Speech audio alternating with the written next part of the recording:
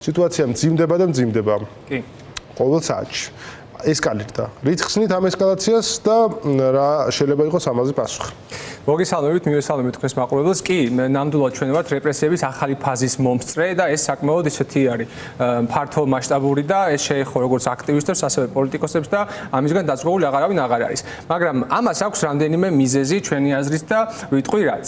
უპირველესად ეს არის ოპოზიციური ძალების და ოპოზიციური ჯგუფების გაჩუმების და მათი დაშანტაჟების მცდელობა, რომ თუ შენ არ დაგვემორჩილები, თუ შენ ჩვენს ლეგიტიმაციას არ ცნობ, თუ შენ ნორმალიზაციას არ გააკეთებ სიტუაციის, მე ვიქნები ბრუტალური, დაუნდობელი და ყველაზე ყველაფერს გავუშვებ ციხეში, ხო? პირდაპირ ვციტირებ ირაკლი კობახიძის განცხადებას, რომ ვინც ლეგიტიმაციას, სანამ პარლამენტის ლეგიტიმაციას არ აღიარებენ, ყველა ციხეში წავა. ანუ ეს არის რეალური მიზეზი, რის გამოც ამ ხალხს ეხა იჭერენ, ხო? გარდა ამისა, მათთვის ერთ-ერთი მიზანი არის ის, რომ რაღაცნაირად ჩვენ დავიჯეროთ, რომ მათი დამარცხება არის შეუძლებელი, დავიჯეროთ, რომ ისინი არიან რაღაცა ესეთი ძალის მფლობელები, რომელსაც ჩვენ ვერ მოვერევით, გავაჩეროთ ჩვენი შიდა წინააღმდეგობა, გავაჩეროთ ჩვენი საგარეო ურთიერთობები, რის შედეგადაც საერთაშორისო იზოლაციაშია ქართული ოცნება დღემდე მოქცეული და რაღაცნაირად რა ვიცი შევყვეთ არჩევნებში, დაუკრათ თავი, მოუხადოთ ბოდიში, როგორც ამას ითხოვენ პოლიტიკური პატიმრებისგან და ვაღიაროთ ეს მდგომარეობა. ეს არის მათი ერთი მიზანი. მეორე მიზანი ეს არის თავად გუნდის შიგნით არსებული პრობლემები და ბზარები, ხო, იმიტომ რომ ივანიშვილი მარტო ჩვენ არ გვიჭერს, ივანიშვილი იჭერს თავისი გუნდის წევრებსაც, ყოფილი გუნდის წევრებსაც, იგივე ბაჩიაშვილის აპირებს გახარიას დაჭერას, დაიჭერია მიქაუტაძე. ეს არის რაღაც მასობრივი რეპრესიების ახალი ტალღა, რომელიც მარტო ჩვენ კი არ მოგვემართება, მიემართება აგრეთვე ქართული ოცნების წევრებსაც, იმათ, რომლებიც რაღაცნაირად არ ეთანხმებიან ქართული ოცნების ამ მიმდინარე პოლიტიკას, ან არიან მერყევები, ან არიან უფრო რბილები მიდგომებში და ასე შემდეგ. ანუ ეს არის ავტორიტარიზმის კონსოლიდაციის კლასიკური პროცესი, რომელშიც ივანიშვილი გადაეშვა მთელი თავისი არსებით, მაგრამ ჩვენ უნდა ვიცოდეთ, რომ რამდენადაც თითქოს ძალას არ უნდა ასხივებდეს და რამდენადაც თითქოს არ უნდა აჩენდეს ახმას, რომ აქ ყველაფერი დამთავრდა და ბიზნესი ყოველს ხელებს გადაგვიგრეხავს. მეორეც ხო ის, რასაც ის აკეთებს, ამას აქვს თავისი რისკი და ამას აქვს თავისი ტვირთი, რომელსაც ივანიშვილი ჩვენი აზრით ვერ აწევს. იმიტომ რომ ამდენი რეპრესია, ამდენი ადამიანი გათავისუფლებული თავად ჩინოვნიკები, ხო, დავითაშვილი წავიდა, გუშინ საკმაოდ მნიშვნელოვანი პერსონა იყო ქართული ოცნების მინისტრთა კაბინეტში. ამდენი ნაცემი ადამიანი, ამდენი პოლიტპატიმარი, ეს ხო რეალურად უკმაყოფილებას ზრდის. ხო არ არსებობს ამ ქვეყანაში ადამიანი, რომელიც 26 ოქტომბრის შემდეგ ქართული ოცნების მხარდამჭერი გახდა, იმიტომ რომ მოეწონა ქართული ოცნების გატარებული რეფორმა, ან მოეწონა ქართული ოცნების რაიმე ქმედება, ხო? ისინი ხო რეალურად არც რეფორმებს ატარებენ და არც სახელმწიფო მმართველობას ახორციელებენ, არიან მხოლოდ რეპრესიებზე გადასული და შესაბამისად თუ ვინმე უკმაყოფილო იყო და 5 თვის წინ მაგალითად 200.000 კაცი ქუჩაში გამოდიოდით, ის 200.000 კაცი ისევ აქ არის და ამას ემატება კი ზემოდან ადამიანები, რომლებიც იყვნენ ქართული ოცნების ამომრჩევლები ან რაღაც ნეიტრალურად განწყობილები მათ მიმართ და ეს რაოდენობა ჩემი აზრით არის მზარდი. ეს საბოლოო ჯამში აუცილებლად გადაითარგმნება იმაში, რომ რეჟიმი ამას ვერ გაუძლებს და ვიზინევაიშვილს რო გონია ეხლა რომ ყოველს ხელებს გადაუგრეხს, საბოლოო ჯამში ეგრე არ იმუშავებს. მას კი შეიძლება გონია რომ ბელარუსი გამოვა აქედან და მე როგორც კიტკელოგი იყო ეხა ჩასული ბელარუსში და ტრამპის ასე თქვათ თხოვნით გამოაშვებინა პოლიტიკური პატიმრები და სანაცვლოდ სავარაუდოდ რაღაც მიიღო ბენეფიტები. იმაშვილს ალბათ გონია რომ ეგეთ მოდელს შექმნის საქართველოსთან დაიჭერს ყველას და როდესაც მაგალითად ტრამპის ადმინისტრაცია მოიხედება ოდესმე ჩვენსკენ და ეს მოხდება უფრო ადრე ვიდრე გვიან, ამას ლოგიკური ასე თქვათ მოლოდინიც გვაქვს ამისი, იტყვის რომ აი გამოუშვებ მე ამ ხალხს და სამაგეროდ აქ მომეცით ლეგიტიმაცია. ეგ ვერ მოხდება. იმიტომ რომ არ არის საქართველოს ბელარუსი არც კულტურულად, არც პოლიტიკურად, არც გეოგრაფიულად, არც რუსეთის ზურგი ექნება ივანიშვილს აქ ისეთი როგორც ლუკაშენკოს აქ და ეს ჩვენთვის ყველანაირად მიუღებელია ისტორიულად, მორალურად და პოლიტიკურად. ამიტომაც ჩვენ ახლა რაც გვჭირდება, ეს არის თანმიმდევრულობა, იმის კეთება, რასაც აქამდე ვაკეთებდით, თანამშრომლობა რეჟიმთან და ჩვენ გვჭირდება, რომ ივანიშვილს ის პრობლემები გაუღრმავოთ, რომელიც მას აწუხებს. ეს არის ლეგიტიმაციის არ ქონა ქვეყნის შიგნით და საერთაშორისო იზოლაციაში მოქცევა, რომელშიც უკვე ვერ გაარღვიეს დიდი ხანია და სახელმწიფო დეპარტამენტის ბოლო განცხადებაც, რომელიც გუშინ ფორმულას ასე თქვათ უპასუხა იყო იმის დასტური, რომ მათ ფაქტობრივად გაჟღერდა უკვე რა პირობებს თხოვს ამერიკის შეერთებული შტატები. რამდენჯერმე ითქვა უკვე, ხო, რომ აქ არის რაღაც გასაგები, ნაბიჯები, რაც შეუძლია გადადგას საქართველოს დღევანდელ მართულ რეჟიმს, რომ ამერიკასთან ურთიერთობები გამოსწორდეს. და ეს ნაბიჯები ხა იმ წერილს არ ემალება დღემდე ივანიშვილი, ხო, რომ გაიგოს რა ნაბიჯებზე ლაპარაკი. ფაქტობრივად ნაწილი თუ არა, სრულად თუ არა, ნაწილი მაინც გამოქვეყნდა, ხო, ეს არის პოლიტიკური პატიმრების გათავისუფლება, ეს არის შემზღუდველი კანონების გაუქმება, ეს არის ოპონენტების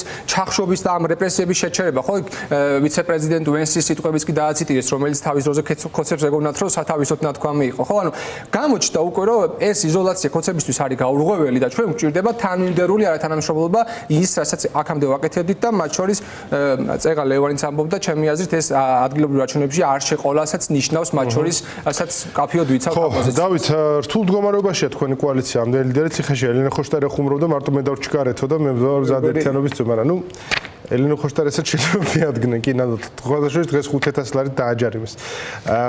შინაგან საქმეთა სამინისტრო მის პატივრობას ითხოვდა. რა ხდება თქვენთან კოალიციაში? როგორ მიდის ახლა ტექნიკურად ეს ცხოვრება და იცი რა არის, აი ვინც ამბობს რომ არჩევნებში მონაწილეობა მნიშვნელოვანია, ემხრობა ამ პოზიციას და კრიტიკულად უყურებს ბოიკოტის მოსაზრებას და ამ თქვენ ხედვას, ხო? მათ შორის იმასაც ამბობენ ხოლმე რომ ბოიკოტი და რა ოფისებში ჯდომა? რას აკეთებთ? რომ აი ესეთი აღქმა არსებობს, რომ ამ პოლიტიკოსებს არ უნდათ საარჩევნო კამპანიის ჩატარება და ამიტომ დასხდნენ ოფისებში. ამას რო უპასუხოთ. კი ბატონო, პირველ რიგში ჩვენს კოალიციაში ოფისებში რა ციხეში ბოდიში უკვე, მაგრამ ნუ მაინც. კი ბატონო, უპასუხებ ორივე კითხვას.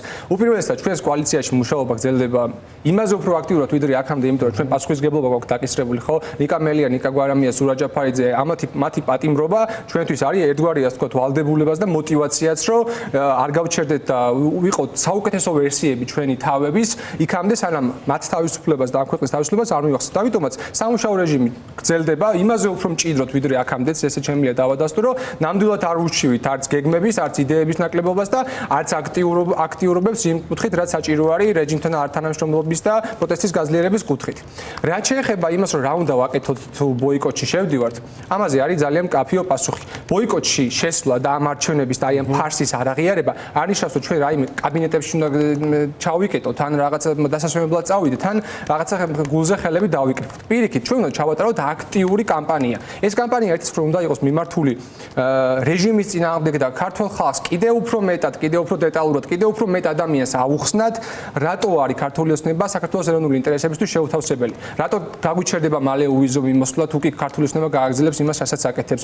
რატო ვეღარ მივიღებთ დახმარებებს ევროპული და ამერიკული ფონდებიდან. რატო ვერ იქნება ჩვენი თავდაცვა უზრუნველყოფილი, თუ მაგალითად ამერიკის შეერთებულ შტატებთან არ აღდგება სტრატეგიული თანამშრომლობა, რაც ქონდა და რაც გაუქმდა ქართული ოცნების წყალობით, ხო? ერთი ნაწილი უნდა იყოს ეს, რომ კიდევ უფრო მეტად გავაფართოვოთ პროტესტი, გავაფართოვოთ, ასე ვთქვათ, ქართული რეჟიმის რეალური აღქმა მოსახლეობაში და გავზარდოთ უკმაყოფილება მის მიმართ, ხოლო მეორე მხრივ უნდა ველაპარაკოთ ბევრი ცვლილებებზე, ალტერნატივაზე, რას ვთავაზობთ, ხო? ვიღაცამ შეიძლება ელაპარაკოს სასამართლოს რეფორმაზე, ვიღაცამ შეიძლება სოციალურ ხარჯებზე. ეს არის რაც უნდა ვაკეთოთ ძალიან აქტიურად. თუ ჩვენ ამ საკითხზე შეთანხმებას მივახცევთ და თუ ის პარტიები, რომლებიც დღეს ისევ ორჭოფობენ, არ გავლენ ადგილობრივ არჩევნებზე, ჩვენთვის არაფერი არ არის სხვა საკითხი შეუთავსებელი. უბრალოდ აქ ნახე რა არის, ბოიკოტსაც ჭირდება აქტიური კამპანიის ჩატარება. ბოიკოტსაც ჭირდება ლიდერები, ბოიკოტსაც ჭირდება რეგიონებში. ბოიკოტი არსებითად ეს კამპანიაა. ბოიკოტი აღონთ არის სპეციფიკური კამპანია, ეს არის უარის კამპანია, ხო? თუ დადიხარ დაგნესო, რომ მოდი აი ამ ფორმით გამოუცხადოთ სისტემას უარი, ამ ფორმით თქვათ არა, ეს იყოს გამოხატული ნება. ასე გამოიხატოს ნება, ხო? ამას ჭირდება ძალიან აქტიური კამპანიის ჩატარება. ჯერჯერობით არ ჩანს, აი, არც რესურსი ჩანს, არც რაღაცა საორგანიზაციო ხედვა ჩანს, როგორ შეიძლება ეს კამპანია ჩატარდეს, ხო? აი, სწორედ ამას გულისხმობ, რომ კი ბატონო, აი, ბოიკოტერი ძალიან რთული ასაწევი, აი ეს რო თქვათ, არ არის მარტივი. და შესაბამისად, ჯერჯერობით არ ჩანს ამის ორგანიზაციული ნებაც, არც სტრუქტურა და აი ამას როგორ უპასუხებთ? სიმართლე გითხრათ, მაგის თავარი დაბრკოლება ეხლა ის არის, რომ იგივე პარტია ლელო და გახარიას პარტია ისევ ვერ მიიღეს მათ გადაწყვეტილება და ისევ ორჭოფობენ შევიდნენ თუ არ შევიდნენ აი ამ არჩევნებში. თუ კი მათ ისინი ამ გადაწყვეტილებას მიიღებენ საბოლოო ჯამში და წამოყვებიან იმ გზას, რომელსაც მათ შორის ქართული ხალხის უმრავლესობა და საპროტესტო ელექტორატი უჭერს მხარს და ბოიკოტს გამოუცხადებენ ამ არჩევნებს, ძალიან მარტივი იქნება შემდეგ კოორდინაციაც და ერთობაც და შეთანხმებაც იმ კამპანიაზე, რომელიც უნდა ჩატარდეს ბოიკოტის, ასე ვთქვათ, ქოლგის ქვეშ, ხო და ბოიკოტის დროშით ხელში, ხო, ეს იქნება ძალიან მარტივი. აქ არის ჩვენ რამდენი სალაპარაკო ხა წარმოვიდგინე. აი ამ სიგიჟეში რაც ხა ივანიშვილმა დაატრიალა, ამ რაღაცა პოლიტიკოსების უაზრო მიზეზით დაკავების გამო, ამ აქტივისტების უაზრო მიზეზით დაკავების გამო, კიდევ უფრო მარტივი არის ადამიანთან ლაპარაკი იმაზე, რომ რატო უნდა შეიცვალოს ქართული ოცნება და რომ არ შეიძლება მათი ხელისუფლების აღიარება, ხო? ამაზე ჩვენ შევთანხმდებით პარტიები და საორგანიზაციო ჯგუფიც იქნება, ამის რესურსებიც იქნება და ყველაფერი გვექნება. ოღონდ ლელომ და უნდა გახარია, უნდა მიიღოს გადაწყვეტილება და უნდა მიიღოს სწორი გადაწყვეტილება. ეს არის ძალიან მნიშვნელოვანი. შეცდებიან ძალიან, თუ და განსაკუთრებით მართლა კომიკური იქნება, აი ამ ყველაფრის შემდეგ, როდესაც არ ვიცი, გახარია. თუმცა ამისთვის სივრცე არსებობს შეკეთ. აი მამუკა ხაზარაძემ დაჭერავდა თქვა, რომ ანუ ის ადამიანი ამით სხვა სერიოზულობა მიენიჭა უნდა ვაღიაროთ, ადამიანი ციხეში შესვლამდე თქვა, რომ ის ფიქრობს, რომ არჩევნებში მონაწილეობა არის მნიშვნელოვანი. აი მოდი ამას კითხო მაშინ, აი ამ ახალ ემოციურ ფონზე, აი ემოციური ფონი დავარქვათ ამას, ხო, როცა დაიჭირეს ხაზარაძე და ჯაფარიძე, იყო თუ არა რაღაც ახალი საუბრები, ინტერპარტიული მათ შორის. საუბრები კი არის, ნამდვილად არის, მანამდეც იყო და ამის შემდეგაც იყო. უბრალოდ ჯერჯერობით პოზიციებში, ასე ვთქვათ, დიდი ცვლილება მათგან არ დაგვინახავს. იგივე დიმიტრი ცკიტიშვილი გუშინ ამბობდა, რომ შესაძლოა ჯობდეს, რომ ყველა ერთად არ გავიდეთ და მივიღოთ ერთიანი გადაწყვეტილება. კი ბატონო, უბრალოდ ჯერჯერობით ეს პარტიის პოზიციაც არ არის. მუშაობთ და გავაგზავნეთ მუშაობას მათთან როგორაც შეგვიძლია, უბრალოდ მათ საბოლოო ჯამში ეს გადაწყვეტილება არის მათი მისაღები. ჩვენ მათ გარეშე ვერ მივიღებთ ამ გადაწყვეტილებას და თუ ისინი გადაწყვეტენ, რომ შევიდნენ არჩევნებში, იქნება ძალიან საამწუხარო, იმიტომ რომ ჩვენთვის იმ პარტიებისთვის, რომელიც ბოიკოტს ვერ მხვრებით, რაც დრო გადის, უფრო მეტად რწმუნდებით იმაში, რომ ეს არის სწორი გზა ახლა და ამ მომენტში. არა უბრალოდ არჩევნების ბოიკოტი და რაღაც არჩევნების მიმართ უნდობლობის გამოსხდება, არამედ ამ მომენტში ეს არის სწორი გადაწყვეტილება და ეს გადაწყვეტილება უნდა მიიღონ ამ პარტიებმა, რა. ეს არის ჩვენი აზრი, რაზეც რა ვიცი, ველაპარაკებით, დისკუსიებთ, არ არის მაგის პრობლემა. საერთოდ თქვენგან ელენე იღებს მონაწილეობას ალბათ ამ დისკუსიებში, ყველაზე ესე ელენეც იღებს და მათ შორის პირადი კონტაქტები ყველას გვაქვს, ხო, იქ ეს ანუ ისე გამოვიდა, რომ ლიდერები ყველა ციხეშია. შესაბამისად ხა ჩვენთან პარტიული სტრუქტურების ასაშენებლად არც ბევრი დრო დახარჯულა და არც ამისთვის სივრცე არ არსებობდა რაღაც გადაწყვეტილების მიღების შიდა პარტიული სტრუქტურები ძალიან ძლავრი იყოს. ხა მოდი ვაღიაროთ ესეც. შესაბამისად ხა ეს მდგომარეობა აყენებთ ყველას რთული მდგომარეობის ქვეშ. ციხეში მყოფი ადამიანებიც იღებენ ამ რაღაცნაირ დისკუსიაში მონაწილეობას? კი, ციხეში მყოფი ადამიანებიც იღებენ ამაში მონაწილეობას და მათი პოზიცია, იგივე მაგალითად რა ვიცი, ნიკა მელიას, ნიკა კვარამიას, სურა ჯაფარიძის ისინი საჯაროდაც წერენ ხოლმე ზოგჯერ ამას.